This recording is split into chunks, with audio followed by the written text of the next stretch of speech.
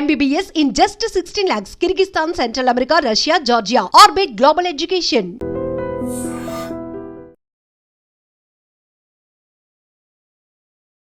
నమస్కారం, welcome to I dream. ధర్మ మార్గం విత్ విజిత కార్యక్రమానికి స్వాగతం.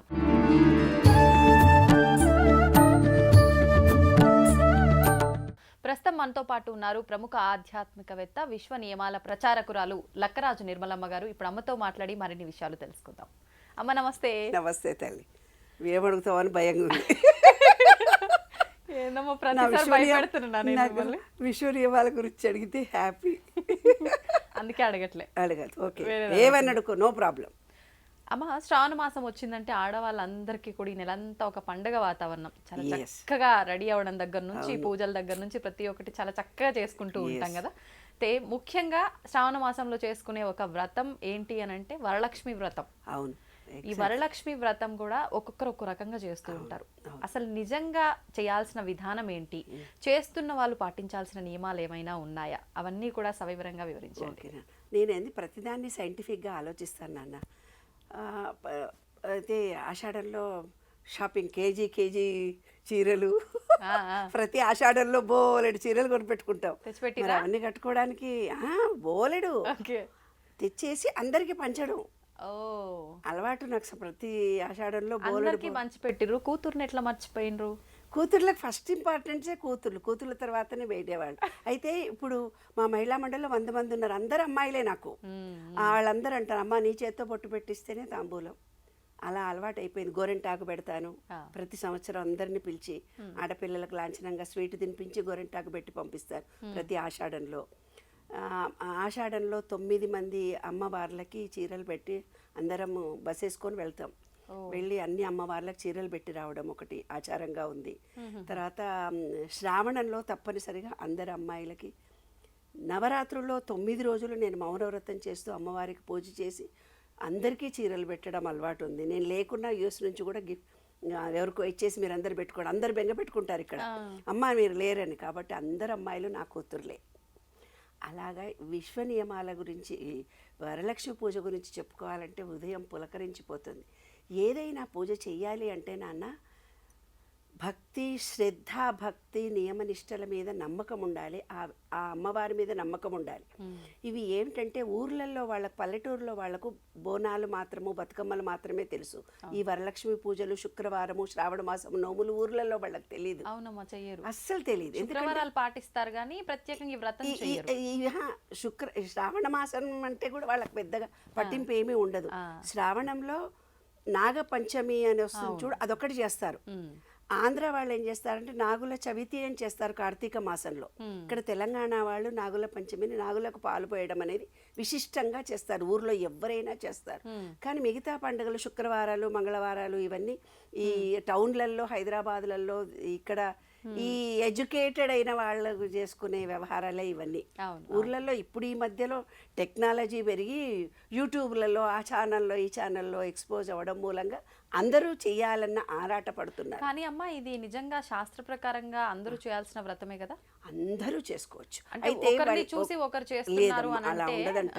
కొంతమంది నేనేం పర్వాలేదమ్మా, నేను వరలక్ష్మి పూజ చేస్తున్నాను కదా, నా పక్కన కూర్చో, పర్వాలేదు నాన్న అంటే, మాకు ఇంటికి ఆచారం లేదమ్మా, మేము కూర్చోకూడదు, మా అత్తగారు వాళ్ళు మా ఇంట్లో ఇది లేదు, మేము ఉట్టి అమ్మవారి ఫోటోకే చేసుకుంటాము అంటారు. అంటే నోముగా ఉన్న వాళ్లకు ట్రెడిషన్స్, ఆ పద్ధతులు పాటించాలి. లేని వాళ్ళు మామూలుగా శుక్రవారం నోములాగా చేసుకోవచ్చు, ఒక పటం పెట్టుకొని చేసుకోవచ్చు. అయితే ఇందులో స్పెషలైజేషన్ వరలక్ష్మి పూజలో ఏంటి నానంటే అన్ని 9 అంటే ఏమిటిది, హైయెస్ట్ రిచ్ కదా. ఇంకా 9 తర్వాత ఏ సంఖ్య లేదు. 9 అనేది నవగ్రహాలు. నవగ్రహాల్లో సూర్యుడు, చంద్రుడు, మంగళుడు, బుధుడు, గురువు, శుక్రుడు, శని కదా. అంటే మన శరీరంలో ఉండేది కన్ను, మనస్సు, రక్తము, నాడీబండలము, జ్ఞానము, ప్రేమ. శుక్రుడు అంటే ప్రేమ, సుఖము. శని అంటే ఆస్తులు. రాహు అంటే మాయ. కేతు అంటే మోక్షతత్వం మనకి. తర్వాత మన మణిపూరక చక్రము, స్వాధిష్టానము, మూలాధార చక్రము, విశుద్ధి చక్రము, ఆజ్ఞా చక్రము, హృదయము, మూలాధారము, స్వాధిష్టాన చక్రము, సహస్రార చక్రము. అగ్ని, జలము, అగ్ని, భూమి. మూలాధారం అంటే అగ్ని, భూమి కిందికి వస్తుంది. మణిపూరక చక్రం అంటే అగ్ని, స్వాధిష్టానం అంటే జలము, విశుద్ధి అంటే వాయువు, ఆజ్ఞాచక్రం అంటే ఆకాశము, హృదయము అంటే జలము, మూలాధార చక్రము అంటే వాయువు, అంటే ఈ పంచభూతాలకు సంబంధించిన రిలేషన్షిప్ చెప్తున్నా. స్వాధిష్టానం అగ్నికి, ఆకాశహస్రానము తేజోమయం. అంటే నా విశ్వ నియమాల ప్రకారము ద లా ఆఫ్ పవర్ ఒకటి, లా ఆఫ్ రిఫ్లెక్షన్ ఒకటి, లా ఆఫ్ యాక్షన్ ఒకటి, లా ఆఫ్ కమ్యూనికేషన్ ఒకటి, లా ఆఫ్ ఎక్స్పాన్షన్ ఒకటి, లా ఆఫ్ అట్రాక్షన్ ఒకటి, లా ఆఫ్ కర్మ ఒకటి, లా ఆఫ్ ఇల్యూషన్ ఒకటి, లా ఆఫ్ లిబరేషన్. ఇలాగా మన ఈ విశ్వ నియమాలతో అనుబంధం కలిగి ఉన్నదే వరలక్ష్మి పూజ. నువ్వు ఇందాక ఫీల్ అయ్యావు విశ్వ నియమాల గురించి. నేను చాలా రోజులైంది మనం మాట్లాడుకొని, వచ్చేసింది, దూరిపోయింది. తర్వాత నవధాన్యాలు మనము నవధాన్యాలకు కూడా చాలా నవగ్రహాలకు వరలక్ష్మి వ్రతంలో 9 అనేది ఎందుకో చెప్పబోతుంది. వరలక్ష్మి వ్రతం అంటే 9 తోరణాలు కట్టుకుంటాము, 9 రకాలైన పూలు పెట్టుకుంటాము, 9 రకాలైన వంటలు చేస్తాము. 9కి విశేషం ఏమిటి? ఈ విశ్వ నియమాలకి, నవగ్రహాలకి, మన శరీరానికి వాటి రిలేషన్షిప్ చెప్తున్నాను నేను ఇప్పుడు. గోధుమలు సూర్యుడికి సంబంధించింది, వరి చంద్రుడికి సంబంధించింది, మణిపూరక చక్రం సూర్యుడికి సంబంధించింది, వరి అన్నము చంద్రుడికి సంబంధించింది, పెసలు మంగళుడికి సంబంధించింది, మినపపప్పు బుధుడికి సంబంధించింది, తర్వాత బంగాళదుంప గురువుకు సంబంధించింది, శనగలు శుక్రుడికి సంబంధించింది, వేరుశనగలు శనికి సంబంధించింది, మిల్లెట్స్ రావుకు సంబంధించింది, జొన్నలు కేతుకు సంబంధించింది. అంటే తేజస్సు శక్తి పెరగడానికి, సౌమ్యత శాంతి పెరగడానికి, మన రక్తశుద్ధి కలగడానికి, మెదడు నాడీ శక్తి పెరగడానికి, జీర్ణశక్తి పెరగడానికి, రక్త పోషణ సౌందర్యము పెరగడానికి, శక్తి కలగడానికి శని అంటే క్రమశిక్షణ. శని వస్తుంటే భయపడతాడు, సిస్టమేటిక్ రూల్స్ ఆయనకి, అంటే క్రమశిక్షణ. మానసిక శుద్ధికి గురువు ప్రాధాన్యత, మోక్షాన్ని పెంచేవి ఆహారం. అంటే 9 రకాలైనటువంటి ఆహారంలో ఏమేం వాడతారు? గోధుమలు, వరి, పెసలు, మినపప్పు, బంగాళదుంపలు, ధాన్యాలు, శనగలు, వేరుశనగలు, మిల్లెట్లు, జొన్నలు, అన్నిటికి సంబంధించి 9 రకాలు చేస్తాం మనం. అన్నీ ఉపయోగిస్తాం. మనం చెప్పిన బజ్జీలు చేసుకుంటాం కదా, మరి పోపు వేసుకుంటాం కదా, అన్నీ వేసేసి అలాగా 9కి సంబంధించింది. కాబట్టి మన విశ్వ నియమాలను అనుసరించి కూడా ఇదంతా కూడాను 9 తోరాలు కడితే ఏం జరుగుతుంది మనకంటే, 9 జన్మలలో చేసుకున్న పాపం తొలగిపోతుంది. ఆ తోరణానికి 9 ముళ్ళు వేసి, 9 రకాలైన పూలు వేసి, 9 ముళ్ళు వేసి ఇలా పట్టుకొని ఆ తోరానికి ఒక్కొక్క మంత్రానికి ఒక్కొక్క ముడికి పూజ చేస్తూ వెళ్తాము. అది భార్యాభర్తలు ఇద్దరు కట్టుకుంటారు. భార్య భర్త కడుతుంది, భర్త భార్య కడుతుంది. ఇప్పుడు పూజారి వచ్చి ఏం చెప్తారంటే, మీరు ఎవరికైతే వాయనం ఇవ్వదలుచుకున్నారో ఆమె కూడా కట్టండి అంటారు. ఆమె చేత కట్టిస్తారు. లేదా భార్యాభర్తలు ఇద్దరే పెట్టుకునే వాయనము ఒక మహిళకి ముందు అమ్మవారుగా భావించుకొని, అంటే మనం ఈ విశ్వంలో మనం ఎవరికి అయినా ఇస్తే మళ్ళీ అది రిటర్న్ వస్తుంది అనేదే శాస్త్రమే బాబు.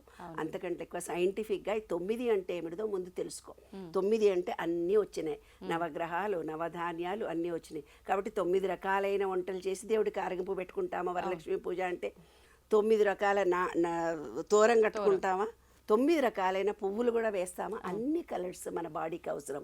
విబ్జిఆర్లోని 7 రంగులు మన శరీరంలో నాడులన్నీ యాక్టివేట్ అవుతాయి. ఆల్ కలర్స్ 9 కలర్స్ మనం చూస్తాం. 9 మంది ముత్తైదులను కూర్చోబెట్టి వాళ్ళకి భోజనాలు పెడతామో, తాంబూలాలు ఇచ్చుకుంటామో, అది ఎవరి శక్తి మేరకు వాళ్ళని చేసుకుంటాం. కాబట్టి వరలక్ష్మి పూజ అనేది ఈ విశ్వ నియమాలకు సంబంధించినటువంటి అంశము. 9 రకాలైనటువంటి ఆహార ధాన్యాలు మన శరీరంలోకి వెళ్తున్నాయి. 9 రకాలైన కలర్స్ మన బాడీలోకి కావలసినవి వెళ్తున్నాయి. తర్వాత ఏం చేస్తున్నాము? కలశం పెట్టుకుంటున్నాం.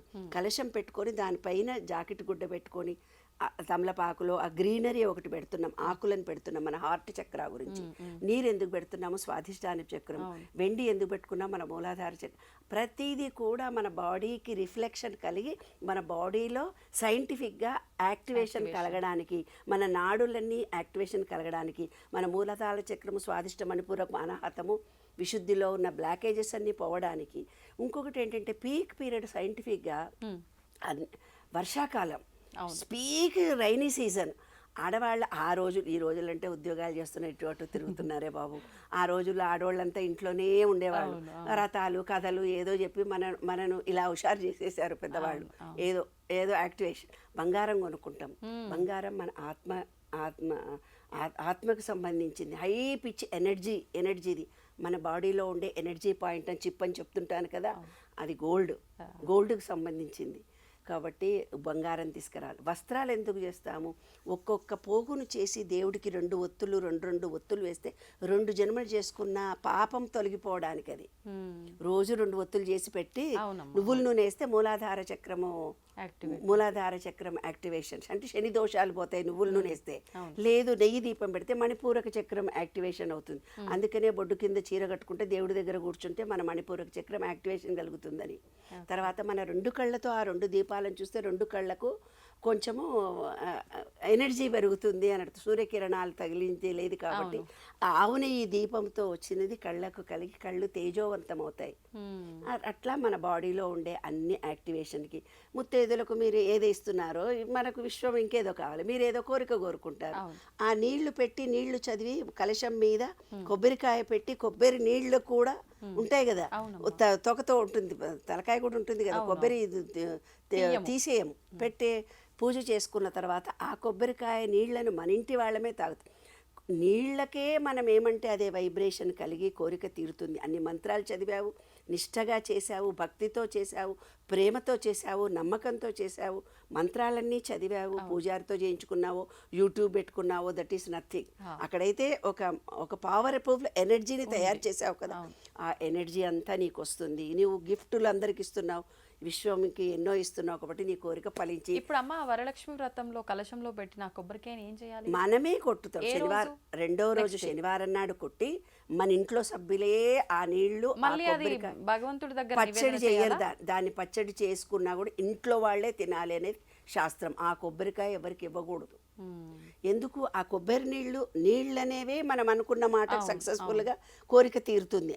ఆ నీళ్లు ఇంట్లోనే చల్లాలి, బయట చల్లకూడదు, చెట్లకే పోయండి, మీ ఇంట్లో వాళ్లే వాడుకోండి అంటుంటారు. అందులో దాంట్లో కాయిన్ వేశారు, మనీ వేశారు. అంటే ఏ ఆర్థికమైన ఇబ్బందులు మాకు లేకుండా ఉండడానికి, నీళ్లు మా రిలేషన్షిప్ బాగా ఉండాలని కోరుకోవడము, బంగారం నివేదన చేసి అది కూడా మనకు ఫైనాన్షియల్గా అప్పుడప్పుడు చేసుకున్న కాసు బంగారం ఏదో కొనుక్కుంటాం కదా, అబ్బో మేము వరలక్ష్మి పూజ రోజు ఏదో, అది కూడా సేవింగే అంతే కదమ్మా. ఓ కారు కొనుక్కుంటే వాల్యూ ఉండదు, కానీ మన బంగారం కొనుక్కుంటే ఎప్పుడు వాల్యూ కదా. కాబట్టి ఇదంతా మన సైంటిఫిక్గా జరుగుతున్నటువంటి అంశం. ఆ రోజు ఇల్లు క్లీన్ చేసుకుంటాము, ఓపిక లేకున్నా కూడా చేసుకుంటాము, శుచి శుభ్రతతో స్వచ్ఛమైనటువంటి ఫుడ్ను మనం తింటాము. ఇవన్నీ కూడా శాస్త్రీయతతో కూడుకొని వరలక్ష్మి పూజ ఆషాఢంలో చీరలు కొందాము, వరలక్ష్మి పూజ చేసి ఎంజాయ్ చేద్దాం అంతే, మనం ఎక్కడ తగ్గేది లేదు. ఇంకోటి చల్ల నీళ్ళల్లో తిరుగుతూ ఉంటే మనకు వాతతత్వం పెరుగుతుంది వర్షాకాలంలో, అందుకని కాళ్ళకు పసుపు రాచుకుంటాం. పసుపు అనేది మేలు, కుంకుమ అనేది ఫీమేల్. అంటే స్త్రీలలో స్త్రీ శక్తి పురుష శక్తిని ఈక్వల్ చేసుకుంటున్నాం ఆ రోజు. అప్పుడు ఏమవుతుంది అంటే ఈ విశ్వ నియమాల ప్రకారము 12th లా, నువ్వు ఫీల్ అయినావు కదా విశ్వ నియమాలు కావాలని, 12వ లా ఏంటిదంటే law of gender. Law of gender అంటే ఏంది? స్త్రీ పురుష తత్వము. స్త్రీ పురుష తత్వము అంటే ఏంది? ఈ ప్రకృతి అంతా స్త్రీ పురుష శక్తితో ఉంది. ప్రకృతి విశ్వంలో ఉండే ఎనర్జీ అంటే స్త్రీ పురుషులతో కూడి ఉంది. దాన్నే మనకు అర్థమయ్యేటట్టు పూర్వీకులు శివుడు పార్వతి అర్ధనారీశ్వరిని చూపించారు. అంటే ప్రతి స్త్రీలోనూ ప్రతి పురుషుడిలోనూ స్త్రీత్వం ఉంటుంది, పురుషుడి తత్వం ఉంటుంది. ఏందే మొగరాయిలా అలా చేస్తున్నావు అంటే పురుషతత్వం వాళ్ళల్లో ఎక్కువ ఉంటుంది. కొందరు మొగాళ్లలో ఏమవుతుందంటే స్త్రీత్వం పురుషతత్వంలో పురుషుడితో పాటు స్త్రీతత్వం ఎక్కువ ఉంటుంది ఆయనకి. అప్పుడు ఇలాంటి పూజలు చేసినప్పుడు ఏమవుతుందంటే స్త్రీతత్వం పురుషతత్వం ఈక్వల్ అవుతుంది. మొగుడితోడు గొడవలు పడరు. అందులో రహస్యం కూడా ఇదే. భార్యాభర్తలు గొడవలు పడరు, ఎందుకంటే స్త్రీత్వం ఈ అమ్మాయిలో పెరిగింది. మొగుడితో కొట్లాడదు, ఏమ్మా దెబ్బలాడదు. అందరు ఏమంటారంటే మొగుడు కోసమనో ఇంకోడు కోసమో ఈ పూజలు చేయాలని ఏవో మాటలు చెప్పారు, కానీ అది కాదు. పురుష శక్తి స్త్రీ శక్తిని ఈక్వల్ చేయడానికి చేసే పూజ ఇదంతా. అప్పుడు మనలో మనం అన్ని బ్యాలెన్స్. ఇంకోటి కాదు, ఓన్లీ వరలక్ష్మి అంటే ఏంది? అన్ని లక్ష్ములు కావాలి. పిల్లలు సంతాన లక్ష్మి కావాలి, విజయలక్ష్మి కావాలి, ధైర్యలక్ష్మి కావాలి, ప్రతి లక్ష్మి మనకు, ఆరోగ్యలక్ష్మి మెయిన్ కావాలి, ఫైనాన్స్ కావాలి. కాబట్టి అన్నిటినీ కలిపి వచ్చేది నవనిధ భక్తి ప్రేమతో చేస్తాం. అందుకే నవరాత్రులు, నవధాన్యాలు, నవనాడులు ఈ సృష్టిలో 9 చాలా ముఖ్యమైనది. కాబట్టి పౌర్ణమికి ముందు రోజే ఈ వరలక్ష్మి పూజ చేస్తాం నాన్న. అవునమ్మా. అదొక విశేషమైంది. పౌర్ణమి అంటే నిండు మనసు చాలా పవిత్రంగా ఉంటుంది మనకి. అయితే మేమేం చేసుకునే వాళ్ళం అంటే కొన్ని ఏవో ఆటంకాలు వచ్చినప్పుడు శుక్రవారం పౌర్ణమి, రాఖీ పూర్ణిమ వచ్చినప్పుడు వరలక్ష్మి పూజ పొద్దున్న చేసేసుకొని రాఖీ పూర్ణిమ ఆ రోజు అన్నదమ్ములను పిలుచుకొని ఆ రోజే రాఖీలు కట్టి అందరికి భోజనాలు పెట్టుకునేవాళ్ళం. అంటే కొందరికి ఇది ఆచారంగా ఉండదు, శుక్రవారం ముందుదే చెయ్యాలి అని, వీలు కాకపోతే దసరా రోజు ఎప్పుడో చెయ్యాలని, అంటే వాళ్ళ వాళ్ళ ట్రెడిషన్ నమ్మకాలను బట్టి ఏ రోజైనా చేసుకోవచ్చు. ఎప్పుడు చేసుకున్నా తప్పులేదు. అన్ని రకాలైన వంటలు చేసి మన అందరం పంచుకొని తినడం ఇంకా బాగుంటుంది. రోజు పిజ్జాలు బర్గర్లు తిని ఆ రోజు బొబ్బట్లు బూరెలు తినండి అమ్మాయిలు. సాంప్రదాయమైన వంటలు రుచి చూడండి ఒక్క రోజు అన్నా. అది సంతోషం అమ్మ, చాలా చక్కటి వివరణ ఇచ్చారు. ధన్యవాదాలు. వస్తే తవ్వండి, తవ్వుతున్న శివలింగం సరే దాన్ని అట్లా కప్పేసేయండి, చూపించదండి. Krishna is there. మూర్తి పూజ కాదు, సాక్షాత్ బ్రజేంద్ర నందన భగవాన్ ఉన్నారు మూర్తిలో. ఏమీ ఆశించకుండా ఆరాధించే వాళ్ళు కూడా ఉన్నారా ప్రభుజీ? నిజమైన భక్తి అంటే మనకు తెలియదు కాబట్టి